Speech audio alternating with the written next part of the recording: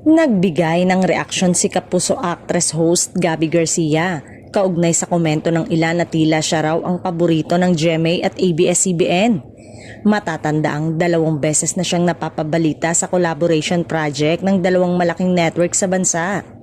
Kaya sa latest episode ng Fast Talk with Boy Abunda kamakailan, sinabi ni Gabby na hindi raw siya estranghero sa ABS-CBN. I feel like din kasi I'm no stranger also sa ABS-CBN. I have a lots of friends from ABS. Maybe I'm a people person also.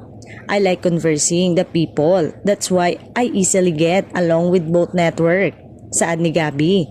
Dagdag pa niya, or maybe talagang gustong gusto ko siya, na ma-manifest ko siya. Kasalukuyang host si Gabby sa Pinoy Big Brother Celebrity Collab Edition, pero bago pa man ito ay gumanap din siya sa teleseryeng Unbreak My Heart noong 2023 kasama si Joshua Garcia. Masayang-masayang Kapuso actress dahil nabigyan ng pagkakataong makapagtrabaho sa bakuran ng ABS-CBN. Bukod sa pagiging actress sa harap ng kamera ay talagang nai-enjoy ngayon ni Gabby ang pagiging isang host.